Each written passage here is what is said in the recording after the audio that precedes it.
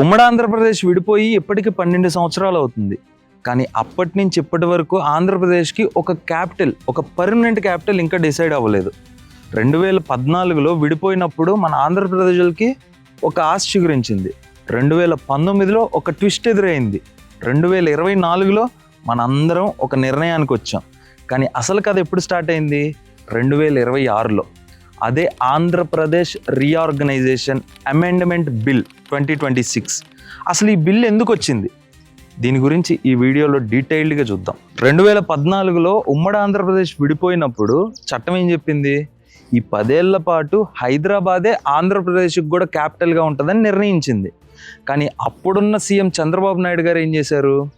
మనకంటూ ఒక అడ్రస్ ఉండాలి, మనకంటూ ఒక ఐడెంటిటీ ఉండాలని చెప్పేసి ఆయన ఏం చేశారు?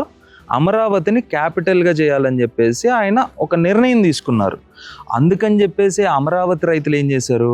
వాళ్ళకున్న భూముల్ని ల్యాండ్ పూలింగ్ ద్వారా ప్రభుత్వానికి ఇచ్చారు.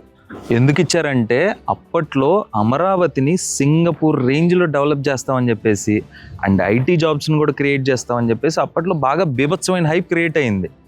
కానీ 2019 ఎలక్షన్స్ రిజల్ట్స్ ఒక ట్విస్ట్ ఇచ్చేసింది. ఏం జరిగిందో అందరికీ తెలుసు. ప్రభుత్వం మారింది. జగన్మోహన్ రెడ్డి గారు సీఎం అయ్యారు. ఆయన వచ్చి ఏం చేశారు?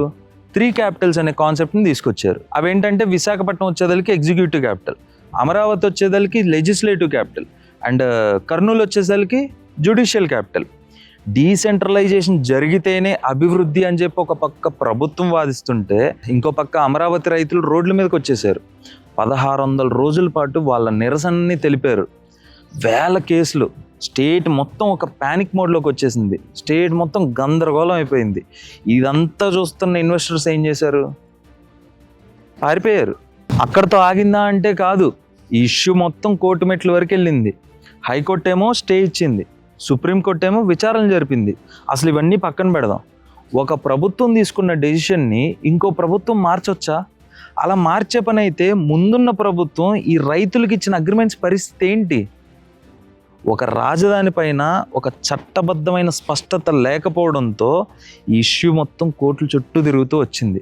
ఈ లీగల్ టగ్ ఆఫ్ వార్లో 5 ఏళ్ల పాటు ఏపీ ఫ్యూచర్ ఫ్రీజ్ అయిపోయింది. అందుకని చెప్పేసే లోక్సభలో April 1, 2026న కేంద్ర హోంశాఖ ఒక బిల్ని పాస్ చేసింది. అదే ఆంధ్రప్రదేశ్ రీఆర్గనైజేషన్ అమెండ్మెంట్ బిల్ 2026. ఇప్పటి వరకు ఆంధ్రప్రదేశ్ విభజన చట్టంలో సెక్షన్ 5 దగ్గర there shall be a new capital అని మాత్రమే రాసుండేది.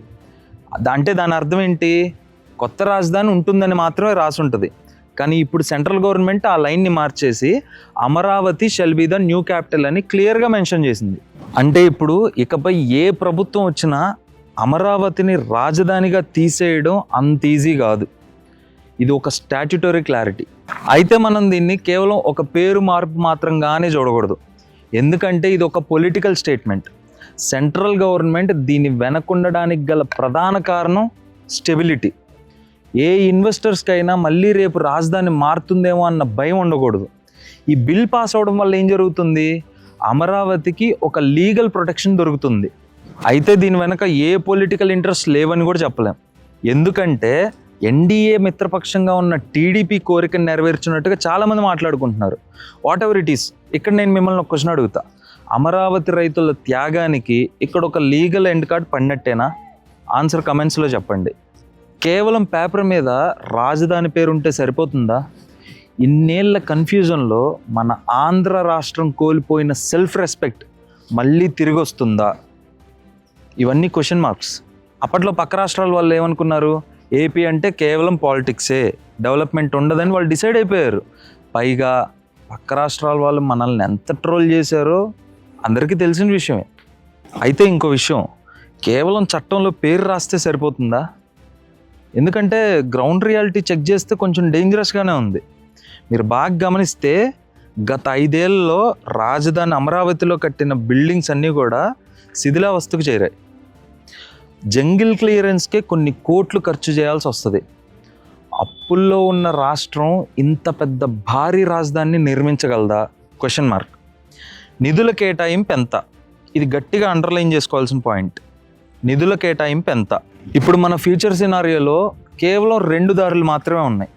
ఒకటి, ఈ బిల్ పాస్ అయిన తర్వాత కేంద్రం నుంచి భారీగా నిధులు వచ్చేసి అమరావతిని ఒక గ్లోబల్ సిటీగా మార్చి అక్కడి నుంచి మన ఆంధ్రప్రదేశ్ని ఆర్థికంగా అభివృద్ధి చేయటం. ఇప్పుడు రెండో దారి ఏంటి? కోర్టు కేసులు, లేకపోతే మళ్ళీ నిధుల కొరతతో ఈ కొత్త ప్రాజెక్టులన్నీ మళ్ళీ నరకలు సాగటం. ఏది ఏమైనప్పటికీ ఆంధ్రప్రదేశ్ ప్రజలకు కావాల్సింది ఈ గందరగోళం కాదు. అసలు ఈ గందరగోళానికి మళ్ళీ ఆంధ్ర ప్రజలు సిద్ధంగా లేరు. మాకు కావాల్సిందల్లా ఒక ఫిక్స్డ్ అడ్రస్. అలాగే నేను చేస్తున్న ఈ కంటెంట్ మీకు నిజంగా ఇన్ఫర్మేటివ్గా అనిపించిందా? ఒకవేళ అనిపిస్తే వెంటనే మన ఛానల్ని సబ్స్క్రైబ్ చేసేసుకోండి కదా.